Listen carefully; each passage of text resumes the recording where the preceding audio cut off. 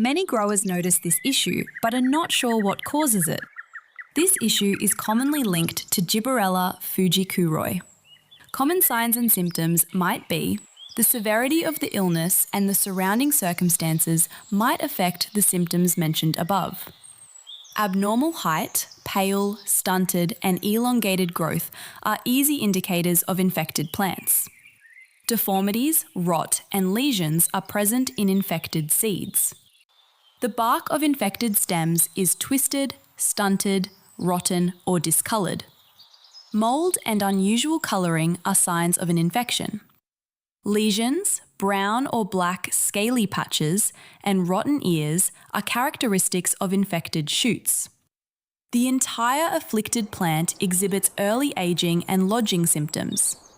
Wilting symptoms are seen by infected seedlings. It usually develops under conditions such as this disease is caused by a soil-borne fungus called Gibberella fujikuroi. The pathogen consists of fungal spores dispersed by wind and rain entering the corn through lesions. The plant is infected from seed germination until the male flowers emerge, but symptoms only become apparent in later stages. This pathogen survives in the seeds, on infected plant debris from the previous season, or on alternative hosts such as grass. The disease spreads when fungal spores infect the plant through the silks, roots, and stalks of the corn. Fungal spores primarily enter the corn through lesions caused by insect foraging. They germinate and gradually invade the seeds, starting from these entry points. They can also invade the plant starting from the roots and gradually move up the stalk during growth. The plant can become infected under environmental stress, but symptoms become unusually severe in warm, 26 to 28 degrees Celsius, and humid weather during the flowering stage. Some natural approaches you can try are spray neem extracts to control the number of disease-carrying insects.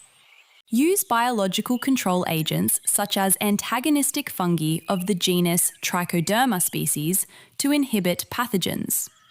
The bacterium Pseudomonas fluorescens is also effective in controlling corn rot.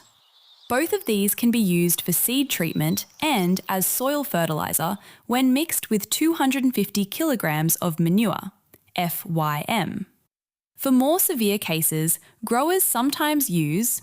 In all cases, consider combining preventative measures with feasible biological control methods. Treat seeds with a 50% mancozeb and 25% carbendazim solution before sowing. To help prevent this problem, use disease-free seeds for planting and use disease-resistant corn varieties such as SC637.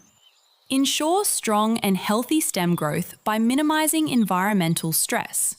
Limit planting density to 28,000 to 32,000 plants per acre, 0.4 hectares, by spacing rows 70 to 90 centimetres apart and plants 30 to 50 centimetres apart to easily detect plants with rotting stems. Ensure proper irrigation, weed control, and maintain adequate soil nutrient levels. Carefully monitor crops, paying attention to white streaks on the kernel surface, yellowing of young leaves, wilting symptoms during flowering, and reddish-brown discoloration of infected stems in the early stages. Control the development of corn borer species as they contribute to the spread of the disease. Ensure proper fertilization during the later stages of plant growth. Remove and thoroughly bury infected plants. Plough the soil to bury crop residues from infected crops. Clean storage areas thoroughly. Before storing, dry the grain until its moisture content is 15% or lower. Store grain in conditions of low humidity and temperature. After 3 years of growing corn, crop rotation with vegetables, legumes, or soybeans should be implemented. Weak stems overall. On the stems, tiny black fungal structures develop. Discoloured ears. Stunted growth of plants. For more helpful advice on plant care, subscribe to the channel.